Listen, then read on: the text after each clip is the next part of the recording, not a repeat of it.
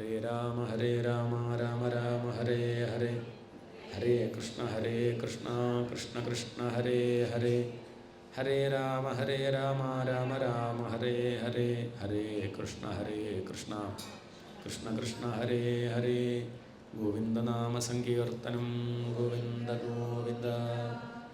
22ാം ദശകം അജാമിളൻ്റെ കഥ സൂചിപ്പിക്കുകയാണ്. ഭഗവാനെ പാടി കേൾപ്പിക്കുന്നു. ഭക്തിയുടെ മഹത്വം, തിരുനാമ മഹിമ ഒക്കെയാണ് ഈ ഒരു അജാമിളോപാഖ്യാനത്തിൻ്റെ താല്പര്യം. അജാമിളോ നാമ മഹീശ്വരഃ പുരാ ചരൻ വിഭോ ധർമ്മപഥാൻ ഗൃഹാശ്രമീ. ഭഗവാനോട് പറയുകയാണ്, പണ്ട് അജാമിളൻ എന്ന പേരായിട്ടുള്ളൊരു മഹീശ്വരൻ എന്ന് പറഞ്ഞാൽ ബ്രാഹ്മണൻ. അജാമിളോ നാമ എന്ന് പറഞ്ഞെങ്കിലും അജാമിളൻ എന്ന് പേരുണ്ടാവാൻ സാധ്യതയില്ല. കാരണം ആ പേരിൻ്റെ അർത്ഥം വനമാല വ്യാഖ്യാനം ഉണ്ടെങ്കിൽ താഴെ കൊടുത്തിട്ടുണ്ട്. അജാമിളഹ എന്ന പദത്തിന് ഇങ്ങനെ അർത്ഥം കൽപ്പിക്കാം: അജയ വിദ്യയാ മിളനം യസ്യ, അല്ലെങ്കിൽ അജാമിം പുംശ്ചലിയും ലാതി. ഒന്നെങ്കിൽ അജ്ഞാനഗ്രസ്ഥൻ എന്നാണ് അർത്ഥം, അല്ലെങ്കിൽ വേശ്യാദാസൻ എന്നാണ് അർത്ഥം. ഒരിക്കലും ഒരാൾക്ക് അങ്ങനെ പേരിടില്ല. പിന്നെ അജാമിളോ നാമ എന്ന് പട്ടേരി പറയാൻ കാരണം നാട്ടുകാരങ്ങനെ വിളിക്കാൻ തുടങ്ങിയതാണ്. അതാണ് അർത്ഥം. അത് പേരായി മാറി, ഇരട്ടപ്പേര് എന്നാണ്. അദ്ദേഹത്തിൻ്റെ പേര് വേറെന്തോ ആണ്. അല്ലെങ്കിൽ ഈ പേര് വീണ്ടും വീണ്ടും കാണേണ്ടതാ. അജാമിളൻ നമ്പൂതിരി, അല്ലെങ്കിൽ അജാമിള പോറ്റി, അല്ലെങ്കിൽ എന്തെങ്കിലും അജാമിള അയ്യർ എന്നൊക്കെ പിന്നെ കാണണ്ടേ, കണ്ടിട്ടില്ല. അതുകൊണ്ട് ഇത് പേരല്ല, അതിനൊരു നല്ല അർത്ഥമല്ല. അജാമിളോ നാമ മഹീസുരഃ പുരാ. പണ്ട് അജാമിളൻ ഒരു ബ്രാഹ്മണൻ, അയാളുടെ പേര് അജാമിളെന്ന് പ്രസിദ്ധമായി. പണ്ട് പക്ഷെ അദ്ദേഹം അങ്ങനെയല്ലായിരുന്നു കേട്ടോ, നല്ല രീതിയിലായിരുന്നു. ചരൻ വിഭോ ധർമ്മപഥാൻ ഗൃഹാശ്രമി. ധർമ്മപഥം, നേർവഴിക്ക് നടന്ന ആളാണ്, ധർമ്മം അനുഷ്ഠിച്ച ആളാണ്. സദാചാരമൊക്കെ ഉണ്ട്, ശാസ്ത്രം പഠിച്ചിട്ടുണ്ട്, വേദം പഠിച്ചിട്ടുണ്ട്. പഠിക്കുക മാത്രമല്ല, അദ്ദേഹത്തിൻ്റെ ആ ചിട്ടയിലൊക്കെ കാണാൻ, സ്വഭാവത്തിലൊക്കെ അത് കാണാൻ പറ്റും. 10-24 വയസ്സ് വരെ വഴി തെറ്റാണ്ട് നടന്ന ആളാണ്. പക്ഷേ ഒരിക്കലും എന്തേ പറ്റി, ഗുരോർഗിര കാനനമേത്യദൃഷ്ടവാൻ. തൻ്റെ അച്ഛൻ അദ്ദേഹത്തോട് നാളെ ഹോമിക്കാൻ ചമത വേണം എന്ന് പറഞ്ഞ സമയത്ത്, ചമത പറയ്ക്കാനായി പൊട്ടിക്കാനായിട്ട് കാട്ടിലേക്ക് പോയ സമയത്ത് സുധൃഷ്ടശീലാം കുലടാം വദാകുലാം, ഒരു കുലടയെ അദ്ദേഹം കണ്ടു. ദുർജന സംസർഗം എത്ര പെട്ടെന്നാണ് ഒരാളെ മോശക്കാരനാക്കണതെന്ന് കാണിച്ചു തരികയാണ്. എത്ര നല്ലവനാണെങ്കിലും പറയാൻ സാധിക്കില്ല എപ്പോഴാണ് നമ്മളൊക്കെ മാറുകയെന്ന് പറയാൻ പറ്റില്ല. അല്പം മതി, നല്ലത് കുറേ വേണ്ടി വരും, പക്ഷെ ദോഷം അധികം ആവശ്യമില്ല. അതാണ് അതിൻ്റെ പ്രശ്നം. സജ്ജനങ്ങളുടെ കൂടെ ഇരുന്നാൽ ആ നല്ല ഗുണം കണ്ട് വരാൻ നല്ലോണം സമയമെടുക്കും, എളുപ്പമൊന്നും വരില്ല. നേരെ മറിച്ച് ദുർജനങ്ങളുടെ കൂടെ ഇരുന്നാൽ ദുർഗുണം അത് പെട്ടെന്ന് തന്നെ വരും. ഉദാഹരണമായിട്ട് പറയാറുണ്ട്, തുളസിയുടെ ചോട്ടിലിരുന്നാൽ തുളസിയുടെ ആ ഒരു ഗുണം വന്നോളുന്നില്ല. തൂവയുടെ ചോട്ടിലിരുന്നാൽ പെട്ടെന്ന് തന്നെ ചൊറിയാൻ തുടങ്ങും. അങ്ങനെ വ്യത്യാസം. ആരോഗ്യമുള്ള ആളുടെ അടുത്തിരുന്നാൽ ആരോഗ്യം കണ്ട് വരുമൊന്നുമില്ല, പനിയുള്ള ആളുടെ അടുത്തിരുന്നാൽ അത് വരും. ഈ വേണ്ടാത്തത് പെട്ടെന്ന് പകരും, അങ്ങനെ കുഴപ്പമുണ്ട്. വേണ്ടത് എത്ര അടുത്തിരുന്നാലും അത് വരില്ല. ഇത്രയും കാലം 10-24 വയസ്സ് വരെ അദ്ദേഹം സമ്പാദിച്ച അദ്ദേഹത്തിൻ്റെ ആ ഒരു ചൈതന്യം നഷ്ടപ്പെട്ടു ഒരു കുരുടയെ കണ്ടതും. സ്വതപ്രശാന്തോപി തഥാ ഹൃതാശയ. സാധാരണ അദ്ദേഹം സ്വതപ്രശാന്ത, ശരിക്കും അദ്ദേഹം പ്രശാന്തനാണ്. പക്ഷേ എന്ത് ചെയ്യാൻ പറ്റും? സ്വധർമ്മമുത്സൃജ്യ തയാ സമാരമൻ. ഇവളെ കണ്ടു, തൻ്റെ ഉള്ളിലുള്ള വാസന, രജോ ഗുണം ഉള്ളിൽ ഉറങ്ങിക്കിടക്കിയിരുന്നു. ഇപ്പോൾ അത് പൊന്തി ആണ്. തമോ ഗുണമൊക്കെ പൊന്തി, സത്വഗുണം കുറച്ച് താഴ്ന്നു. ഉള്ളിൽ വാസന ഉണ്ടെങ്കിലാണ് പുറമുള്ള വിഷയങ്ങൾ വരുമ്പോൾ അതിനോടൊരു ചേർച്ച ഉണ്ടാവുള്ളൂ. ഉള്ളിൽ വാസന ഇല്ലാത്ത ഒരാൾക്ക് പേടിക്കണ്ട. പുറമെ എന്തൊക്കെ ഉണ്ടെങ്കിലും ഒന്നും ബാധിക്കില്ല. പുറമെ തീ ഉണ്ടെങ്കിൽ, ഗ്യാസുള്ള കുറ്റിയാണെങ്കിൽ നമ്മൾ പേടിക്കണ്ടോ? ഗ്യാസ് തീർന്ന കുറ്റിയാണെങ്കിൽ എത്ര തീ ഉണ്ടെങ്കിലും പേടിക്കണ്ട, കാരണം അത് ഉള്ളിൽ ഗ്യാസില്ല. ഉള്ളിൽ വാസന ഉണ്ടെങ്കിൽ മാത്രമേ പുറമുള്ള വിഷയങ്ങളിലേക്ക് ചേരുള്ളൂ. ചിലർ പറയും, എൻ്റെ കുട്ടി നല്ല കുട്ടിയാണ്, പിന്നെ കൂട്ടുകാരുടെ കൂടെ കൂടിയതിന് ശേഷമാണ് ഇങ്ങനെയായത്. അല്ലല്ല, അയാളുള്ളിൽ ഇങ്ങനെ ആവാനുള്ള ത്വര ഉള്ളിലുണ്ട്. അതിന് കൂട്ടുകാരൊന്ന് സഹായിച്ചുകൊള്ളുക ശരിയാണ്. ഉള്ളിൽ അങ്ങനെ ഒരു വാസന ഇല്ലാത്ത ഒരാൾക്ക് ഒരിക്കലും കണ്ടാലും അത് വേണം തോന്നില്ല. അങ്ങനെ ഒരു ചിത്തവൃത്തി ഉണ്ടാവില്ല. പുറമെ വിഷയങ്ങൾ നമ്മളെന്തൊക്കെ എല്ലാം കാണുന്നുണ്ടോ? പുറമുള്ളതൊക്കെ നമ്മൾ കാണുന്നുണ്ടോ? ഇല്ല, നമുക്ക് വേണ്ടതല്ലേ കാണുന്നുള്ളൂ. വിൽക്കാൻ വെച്ച പലതും എല്ലാം നമ്മൾ കാണുന്നുണ്ടോ? നമുക്ക് വേണ്ടതിലേക്കേ കണ്ടുപോകുള്ളൂ. നമ്മൾ വേണ്ട പലഹാരമേ കഴിക്കുള്ളൂ. എന്തൊക്കെയോ പലഹാരം നമുക്കറിയാത്ത പലതും ഉണ്ട്, നമ്മൾ കഴിക്കാൻ പോയി. നമുക്കതിൻ്റെ ഭാവം തന്നെ ഉള്ളിലില്ല. കാരണം അതിനെപ്പറ്റി നമുക്ക് ശ്രദ്ധയില്ല.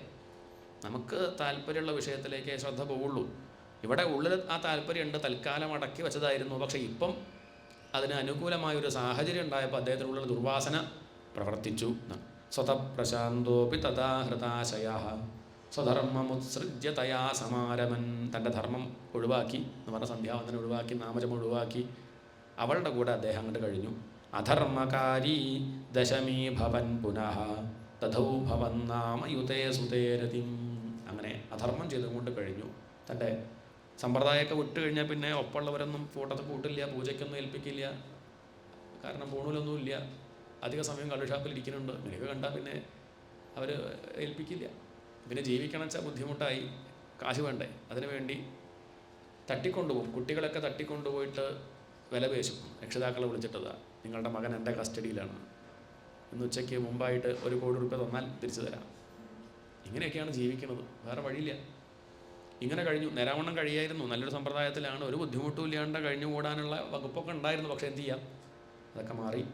അഗ്നിസാക്ഷിയായിട്ട് വിവാഹം കഴിച്ച പത്നിയെ അദ്ദേഹം ഉപേക്ഷിച്ചു, മക്കളെ ശ്രദ്ധിക്കാതെയായി. പിന്നെ ഇവളുടെ കൂടെയാണ് താമസം. അതിലുണ്ടായി 10 മക്കൾ. അതിലെ 10ാമത്തെ ഉണ്ണിക്ക് അങ്ങയുടെ നാമം ഇട്ടില്ലേ എന്നാണ്. അതൊരു ഭാഗ്യമാണ്. അങ്ങനെ ഇടാൻ തോന്നിയത് എന്താ?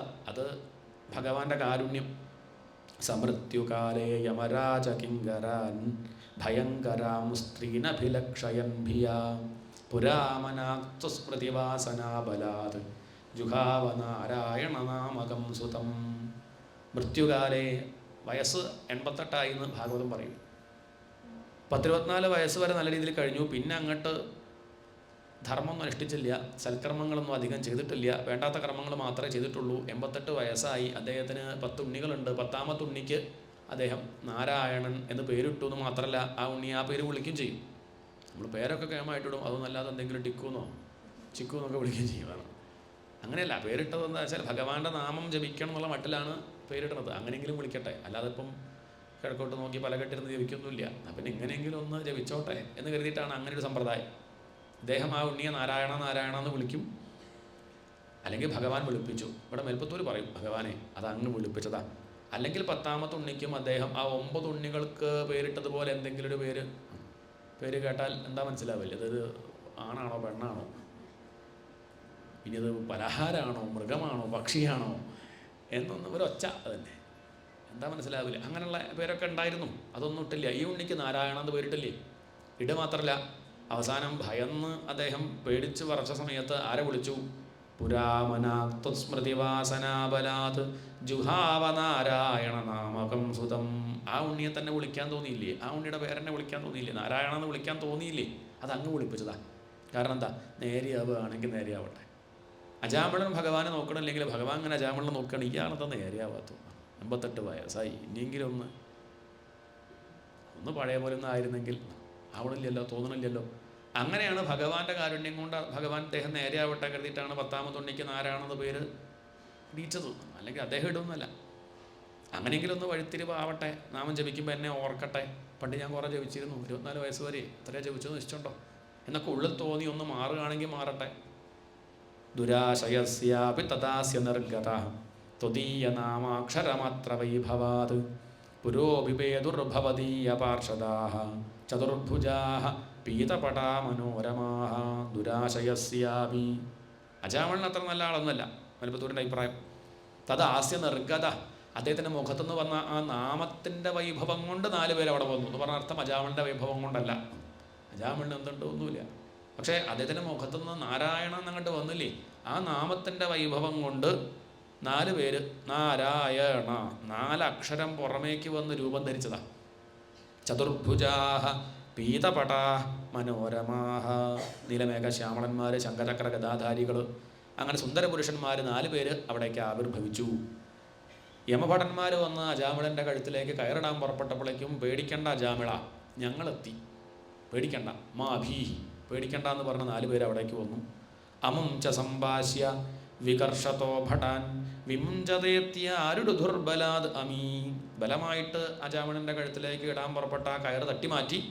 നിവാരിതാസ്തേ ച ഭവജ്ജനൈസ്തദാ തദീയ പാപം നിഖിലം ന്യവേദയൻ. തട്ടിയങ്ങോട്ട് മാറ്റിയ സമയത്ത് യമദൂതന്മാർ പിന്നെ യുദ്ധത്തിന് പോയില്ല. കാരണം അവർ 3 പേരേ ഉള്ളൂ, ഇവർ 4 പേരുണ്ട്.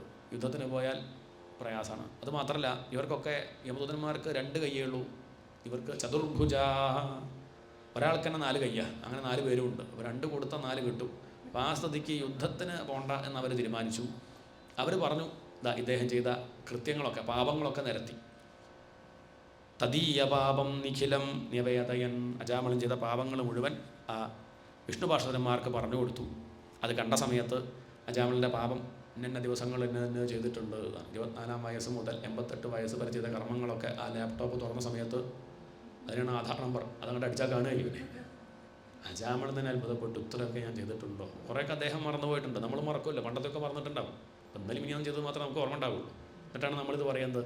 അറിഞ്ഞും കൊണ്ടൊന്നും അല്ല, 10 വർഷം മുന്നേക്ക് ഒന്ന് ആലോചിക്കൂ. ഇപ്പോഴത്തെ കഥയല്ലല്ലോ, ഇപ്പം ഒന്നും വയ്യ. ഇപ്പം നമുക്ക് തന്നെ എണീറ്റ് നടക്കാൻ വയ്യ, അപ്പം എന്ത് പാപം ചെയ്യാനാ. അപ്പോൾ അത്രയേ ഉള്ളൂ. അതൊക്കെ പണ്ട് ആയ കാലത്ത് ചെയ്ത കാര്യമാണ് ഈ പറയണതേ. അപ്പം അജാമിളൻ തന്നെ ഇത്രയൊക്കെ ചെയ്തിട്ടുണ്ടോ എന്ന് ആലോചിക്കുകയാണ്. അതൊക്കെ കാണിച്ചു കൊടുത്തു. അതൊക്കെ ശ്രദ്ധിച്ച് കണ്ട വിഷ്ണു പാർഷദന്മാർ ഭവന്തു പാപാനി കഥം തു നിഷ്കൃതേ കൃതേപി ഭോ ദണ്ഡനമസ്തി പണ്ഡിതാഃ ന നിഷ്കൃതി കിം വിദിതാ ഭവാദൃശാമിതി പ്രഭോ ത്വത്പുരുഷാവഭാഷിരേ. പാപം ചെയ്താൽ അതിന് പ്രായശ്ചിത്തമുണ്ടെന്നുള്ള കാര്യം നിങ്ങൾക്കറിയില്ലേ എന്ന് ചോദിക്കുകയാണ്. അത് കേട്ട സമയത്ത് അവർ പറഞ്ഞു, പ്രായശ്ചിത്തമൊക്കെ ഉണ്ട്. ഇദ്ദേഹം എന്താ പ്രായശ്ചിത്തം ചെയ്തത്? ഇദ്ദേഹം ചെയ്ത പാപത്തിന് എന്താ പ്രായശ്ചിത്തം?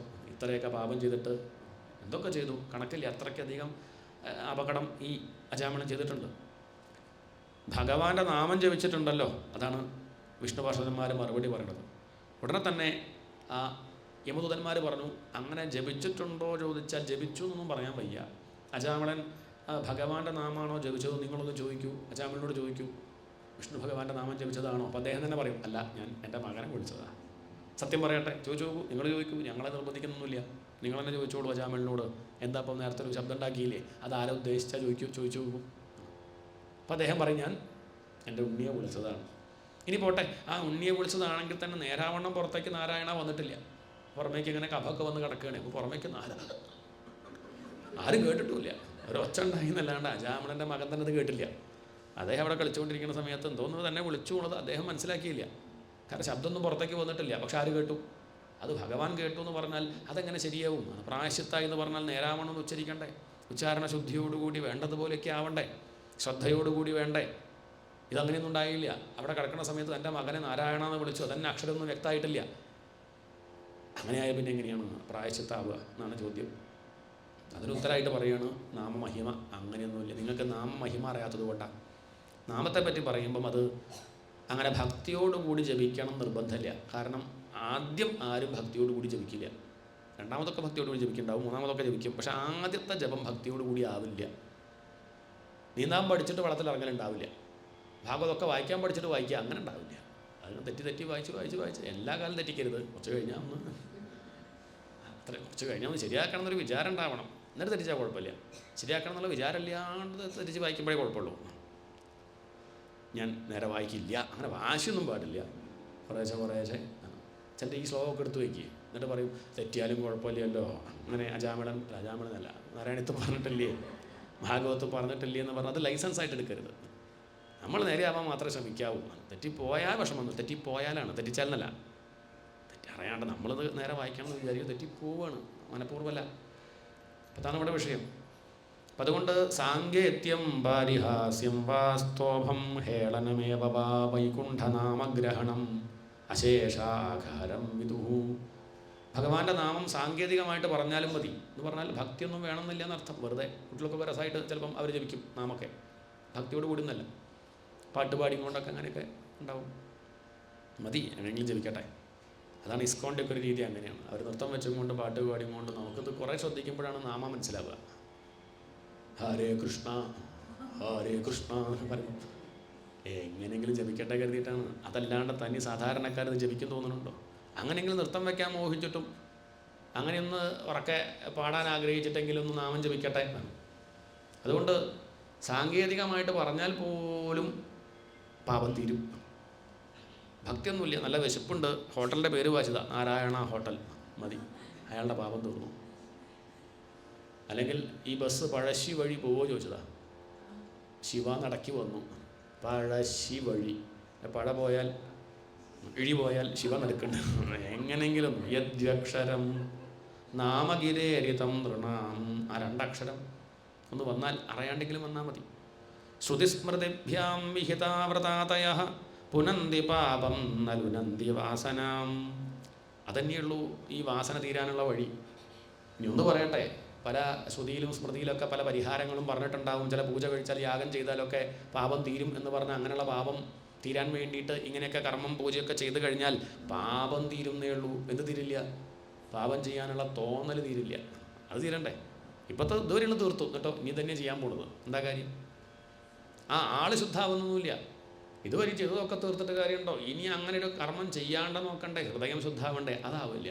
അതാവണച്ചാൽ ഇതന്നെ വഴിയുള്ളൂ, ഭക്തി അല്ലാണ്ട് വേറെ വഴിയില്ല. അനന്തസേവാതു നികൃന്ദതിദ്വൈ ഇതി പ്രഭോ ത്വത്പുരുഷാവഭാഷിരേ. ഗുരുവായൂരപ്പ അങ്ങയുടെ ഭക്തന്മാർ പാർഷദന്മാർ ഇങ്ങനെ പറഞ്ഞില്ലേ? എന്ത്? ഇത് രണ്ടും തീരും. ഇതുവരെ ചെയ്ത പാപവും തീരും, ഇനി പാപം ചെയ്യാനുള്ള തോന്നലും തീരും ഭഗവാന്റെ നാമം ഭക്തിയോടുകൂടി ജപിച്ചാൽ. ആദ്യം ഭക്തിയോടുകൂടി ജപിക്കാൻ സാധിക്കുന്നില്ലെങ്കിൽ എങ്ങനെയെങ്കിലും ജപിക്കൂ. കുറച്ച് മുഷിഞ്ഞിട്ടാണെങ്കിൽ ബോറടിച്ചിട്ടാണെങ്കിലും ജപിക്കൂ. നാമം ജപിക്കും, ബോറടിക്കുക ആയിക്കോട്ടെ. ആരപ്പോൾ ബോറടിക്കേണ്ട പറയണില്ല, അടിച്ചോട്ടെ. എന്നാലും ഞാൻ കരാറെടുത്ത പോലെയെങ്കിലും ഒന്ന് ജപിക്കൂ. കുറച്ചൊക്കെ വിഷമിച്ചാണെങ്കിലും ജപിക്കുക. കുറച്ചങ്ങോട്ട് കഴിഞ്ഞാൽ അതിൻ്റെ പ്രാധാന്യം ഉൾക്കൊണ്ട് ജപിക്കാറാവും. കുറച്ച് കഴിഞ്ഞാൽ ശ്രദ്ധ താനെ വരും. അല്ലെങ്കിലും ഇഷ്ടപ്പെട്ട് പഠിക്കുന്നല്ല ആദ്യം ചെയ്യുക. സ്കൂളിൽ പറഞ്ഞേക്കുന്നത് ഇഷ്ടപ്പെട്ടില്ല, കുട്ടിക്ക് ഇഷ്ടമായിട്ട് പോകും. അങ്ങനെയൊന്നും പോവില്ല. കുറച്ചങ്ങോട്ട് കഴിയുമ്പോൾ അതിനെ പഠിക്കണമെന്നും കുറച്ച് മാർക്ക് വാങ്ങണമെന്നും എന്തെങ്കിലുമൊക്കെ ഒരു ഉദ്യോഗം വേണമെന്നും ഇങ്ങനെയൊക്കെ ഒരു തോന്നലുണ്ടാവും കുറച്ച് കഴിയുമ്പോൾ. തുടക്കത്തിലുണ്ടാവുമൊന്നുമില്ല. ഇതുപോലെ തുടക്കത്തിൽ ഭക്തിയോടുകൂടി ജപിക്കില്ല. അതുകൊണ്ട് പരിഹസിച്ചിട്ടോ സാങ്കേതികമായിട്ടോ എങ്ങനെയെങ്കിലും ജപിക്കട്ടെ. ഈ ഉണ്ണി കേട്ടിട്ടുണ്ടോ നോക്കണ്ട. നാരായണ എന്നുള്ള വിളി ഉണ്ണി കേട്ടിട്ടില്ലെങ്കിൽ സാക്ഷാൽ ഭഗവാൻ കേട്ടു. ആ നാരായണ എന്നുള്ള നാമത്തിൻ്റെ ഉടമ ആരാണ്? അതാണ് ചോദ്യം. ആരാ? കോടതിയിൽ വാദിക്കും പോലെ വിഷ്ണുഭാഷകന്മാരും യമദൂതന്മാരും തമ്മിൽ വാദിക്കുകയാണ്. എന്താ അഭിപ്രായം? ആ അജാമണൻ്റെ മകൻ്റെ പേരാണോ അത്? അല്ലേ അല്ല. അജാമണൻ്റെ മകന് ആ പേര് ഇട്ടുമുള്ളത് ശരിയാണ്. അജാമണൻ്റെ മകന് മാത്രമല്ല, ആർക്കൊക്കെയോ ഈ പേരിട്ടിട്ടുണ്ട്. എത്ര നാരായണന്മാരുണ്ട്. പക്ഷേ ശരിക്കും ആ നാരായണ നാമത്തിൻ്റെ ഉടമസ്ഥൻ, അത് ശരിക്കും ആരുടെ പേര്? അത് ആദിനാരായണൻ, അത് ഗുരുവായൂരപ്പനാണ്. അതുകൊണ്ട് ആ പേര് വിളിച്ചാൽ ഇനി മറ്റു നാരായണന്മാരൊന്നും വിളി കേട്ടില്ലെങ്കിലും ആര് കേൾക്കണം? ഭഗവാൻ കേൾക്കണം, കേട്ടേ പറ്റൂ. അതുകൊണ്ട് ഭഗവാൻ വരും. അതുകൊണ്ട് നിങ്ങളത് പാടില്ല പറഞ്ഞിട്ട് കാര്യമില്ല.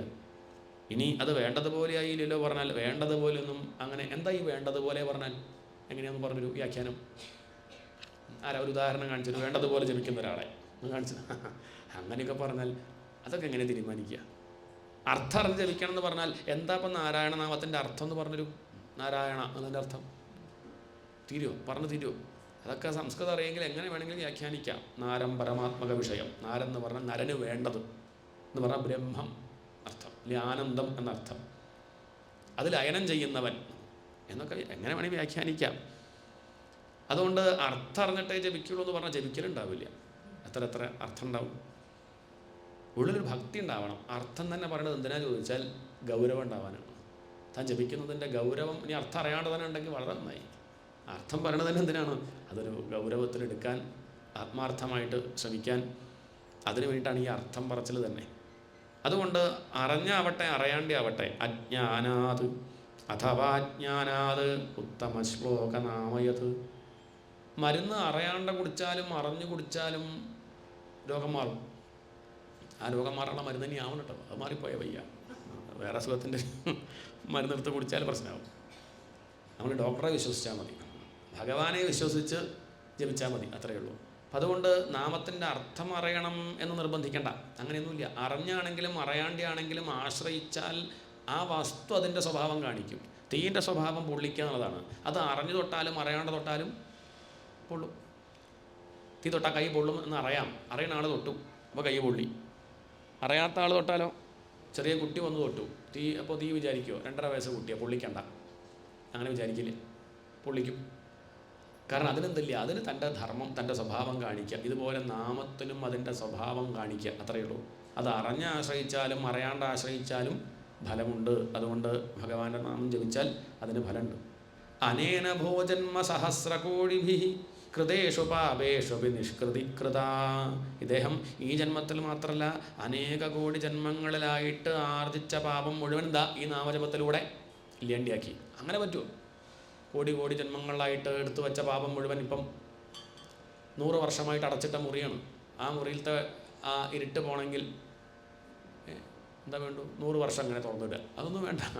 ആ വാതിലും തുറന്നാൽ ആരവിടെ പാപികളായിട്ടുള്ളത്? പാപം എന്ന് പറഞ്ഞൊരു സാധനം തന്നെ ഇല്ല. അങ്ങനെയൊക്കെ ഉണ്ടെന്ന് പറയാൻ വെച്ചാൽ നമ്മളൊക്കെ വകുപ്പ് പെട്ടതാവും. അങ്ങനെ ആരും പാപികളായിട്ടൊന്നുമില്ല. പാപം എന്ന് പറഞ്ഞതൊന്ന് ഉണ്ട്, ഇല്ല പറയണില്ല. പക്ഷെ അതൊക്കെ ഇല്ലാണ്ടാക്കാൻ പറ്റുന്ന വിഷയമേ ഉള്ളൂ. ഇന്നല്ലെങ്കിൽ നാളെ എല്ലാവരും മുക്തരാവും. ചിലർ കുറച്ച് വൈകും, നമ്മളൊക്കെ പിന്നെ വേഗമാവും എന്നുള്ള വിചാരം ഉണ്ടാവണം. അതിനുവേണ്ടി അങ്ങനെയൊക്കെ കാര്യങ്ങളൊക്കെ പറയണതെന്ന് മാത്രം. ആരും ഇവിടെ പാപികൾ, എല്ലാവരും സുന്ദരന്മാരാണ്. പക്ഷെ പോണ വഴിക്ക് ചളിക്കുണ്ടൽ വീണ് പോകും ചിലർ. പിന്നെ അവർ കുളിക്കില്ല, അങ്ങനെ നടക്കുക.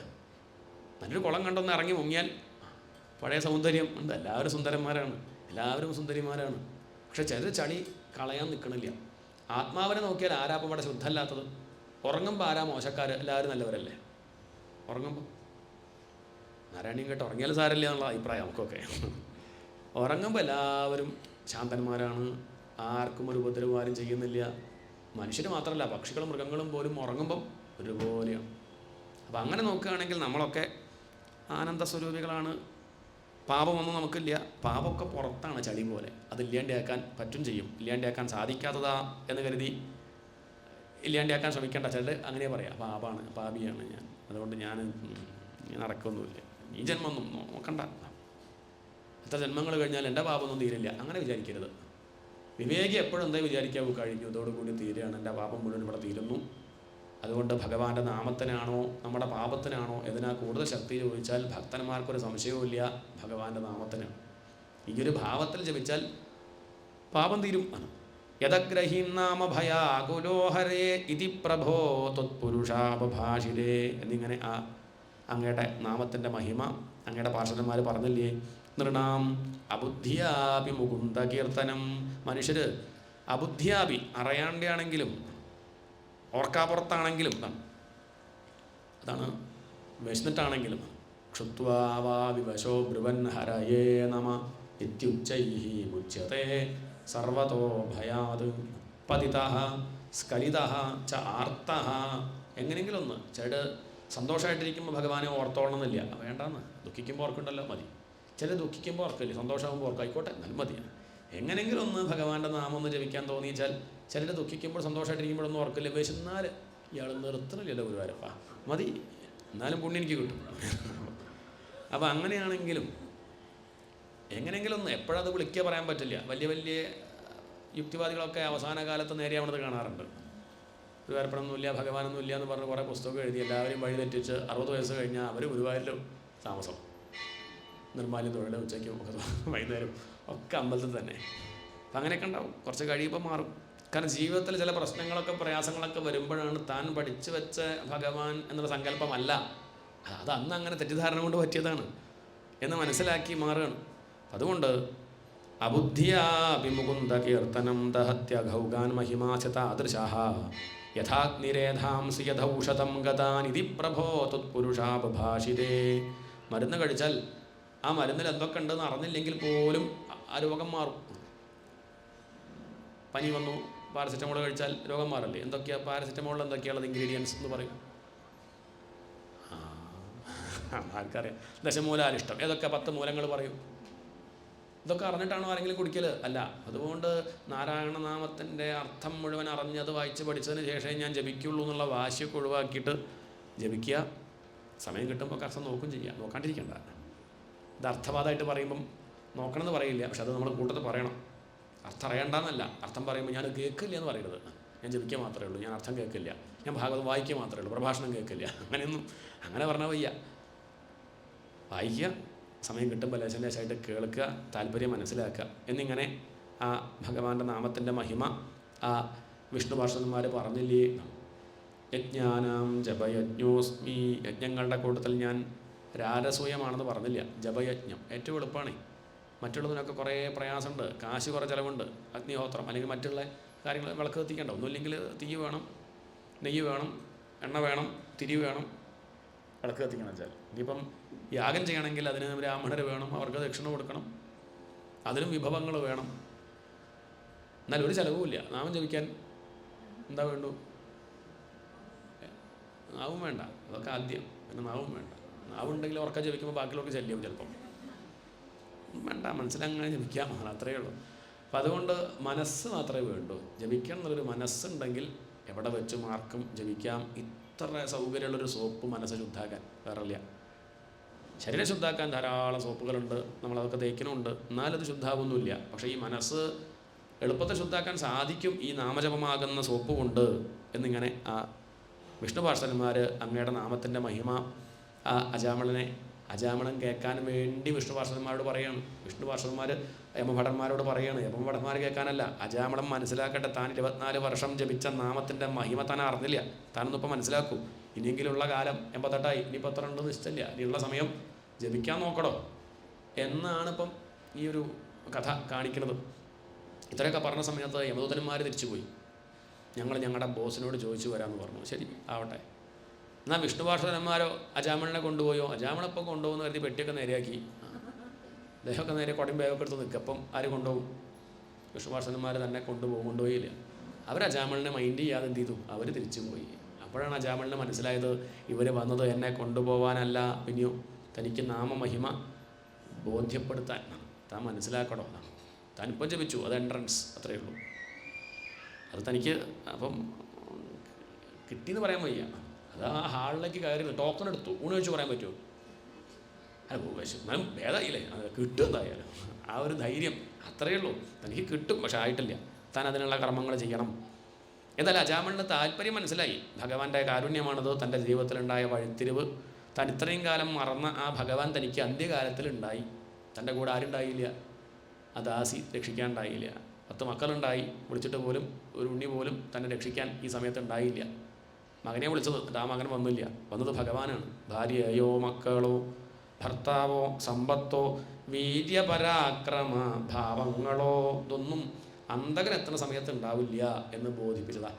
അതുകൊണ്ട് എനിക്ക് വീഴ്ച സംഭവിക്കില്ല. ഇനി എത്ര കാലം ഉണ്ടെന്ന് നിശ്ചയില്ല.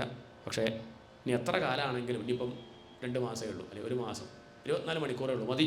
അത് ഞാൻ ഭഗവാന് വേണ്ടി മാറ്റിവെക്കുന്നു എന്ന് അദ്ദേഹം തീരുമാനിച്ചു. ഇതീരിതേറിയാമ്യ ഭടൈരപാശ്രിതേ ഭവദ്ഭടാനാഞ്ചഗണേ തിരോഹിതേ ഭവത്സ്മൃതിം കഞ്ചന കാലമാചരൻ. ബാക്കി പിന്നുള്ള കാലം അദ്ദേഹം ഭഗവാൻ അല്ലയോ ഗുരുവായൂരപ്പ അങ്ങയെ തന്നെ സ്മരിച്ചും കൊണ്ട് ഭവത്പദം പ്രാപി ഭവത്ഭടൈരസൗ അങ്ങനെ അങ്ങയെ ആശ്രയിച്ചു കഴിഞ്ഞു. സ്വകിങ്കരാവേദന ശങ്കിതോയമസ്ത്വതംഘ്രിഭക്തേഷു ന ഗമ്യതാമിതി സ്വകീയഭൃത്യാൻ ആശിഷക്ഷുതുച്ചകൈഃ സദൈവ വാതാലയനാഥ പാഹി മാം. സ്വകിങ്കരാവേദന ശങ്കിതോ യമഃ. ആ യമനാവട്ടെ തൻ്റെ കിങ്കരന്മാർ ഒഴിഞ്ഞ കൈയോടുകൂടി വന്നപ്പോൾ ചോദിച്ചു, എന്താ കയറ് മാത്രം വൃദ്ധനെവിടെ? അവർ പറഞ്ഞു, ഞങ്ങൾ പോയി കഴുത്തിൽ കയറാൻ പുറപ്പെട്ടപ്പോഴേക്കും 4 സുന്ദര പുരുഷന്മാർ അവിടേക്ക് ചാടി വീണ് തുടരുതെന്ന് പറഞ്ഞു. എങ്ങനെയാ കാണാൻ? ഗോപിക്കുറുണ്ട്, നീലമേഘ ശ്യാമളന്മാരാണ്, ശംഖചക്ര ഗദാധാരികളാണ് എന്ന് പറഞ്ഞ സമയത്ത് യമധർമ്മന് മനസ്സിലായി ആ അജാമളിന് എന്തെങ്കിലും ജപിച്ചു നാരായണാന്ന്. നിങ്ങൾ തൊട്ടോ? ഇല്ല. അപ്പോഴേക്കും ഇങ്ങനെയൊക്കെ ഉണ്ടായി. നന്നായി. തൊട്ടുവച്ചാൽ കരിഞ്ഞു പോയിരുന്നു. വിട്ടത് നന്നായി. ഭഗവാന്റെ ഭക്തന്മാരെ തൊടാനുള്ള ആ അധികാരം നമുക്കില്ല. കാരണം നമുക്ക് ശമ്പളം തരുന്നത് ആരാ? അപ്പം എനിക്ക് ശമ്പളം തരുന്നത് മഹാവിഷ്ണുവാണ്. ആ കിട്ടിയ ശമ്പളത്തിനാണ് ഞാൻ നിങ്ങൾക്ക് കുറച്ചെടുത്ത് തരുന്നത്. അതുകൊണ്ട് ആ വിഷ്ണുവിനെ നേരെ പിടിച്ചവരെ പിടിക്കാനുള്ള അവകാശം നമുക്കില്ല. നേരെ നമുക്ക് മന്ത്രിയെ അറിയെങ്കിൽ നമുക്ക് സിപ്പായിയെ പോയി കണ്ട് അല്ലെങ്കിൽ അവിടെ ഉള്ളവരോടൊന്നും കാണേണ്ട കാര്യമില്ല. നേരെ അറിയെങ്കിൽ പുറത്ത് നിന്നാൽ വിളിച്ചാൽ മതി, ഞാൻ പുറത്തുണ്ട് കിട്ടോ എന്ന് പറഞ്ഞാൽ അയാൾ പുറത്തേക്ക് ഇറങ്ങി വന്ന് കൊണ്ടുപോയിക്കോളൂ. ആ ബന്ധം ഇല്ലെങ്കിൽ നമുക്ക് പോണ നിൽക്കലൊക്കെ തീയേണ്ടി വരും, തൊഴുതു നിൽക്കേണ്ടി വരും. അതുകൊണ്ട് നേരെ ഭഗവാനെ പിടിച്ചവരെ തൊടാനുള്ള അധികാരം നമുക്കില്ല എന്നിങ്ങനെ ആ ഭഗവാന്റെ നാമമഹിമ യമധർമ്മൻ ആരോട് പറഞ്ഞു? യമഭൃത്യന്മാരോട് പറഞ്ഞു. ആ നരകം എന്തായി മാറി? നാമം ജപിച്ച് അത് വൈകുണ്ഠമായി മാറി. അത്രയും. ഈ നാമത്തിൻ്റെ മഹിമ എനിക്കറിയായല്ല, ഞാൻ നിങ്ങൾക്ക് പറഞ്ഞു തരാണ്ടിരുന്നത്. പറഞ്ഞു തന്നാൽ മന്ദാധികാരികൾക്കത് ബോധ്യാവില്ല. അല്പബുദ്ധികൾക്ക് നാമം ജപിച്ചാൽ നേരെയാവുമെന്ന് പറഞ്ഞാൽ ബോധ്യാവില്ല. പിന്നെ ഞാനൊക്കെ നേരെയാവില്ല നാമം ജപിച്ചു. നിങ്ങൾ ആചാര്യന്മാരായതുകൊണ്ട് അങ്ങനെയൊക്കെ പറയേണ്ടത് നിങ്ങളുടെ കടമയായി പോയി, അതുകൊണ്ട് പറയല്ലേ. ഞങ്ങളിപ്പം പിന്നെ പറഞ്ഞോളും, കുഴപ്പമൊന്നും, ഞങ്ങൾ എതിർക്കാനൊന്നും വരണില്ല.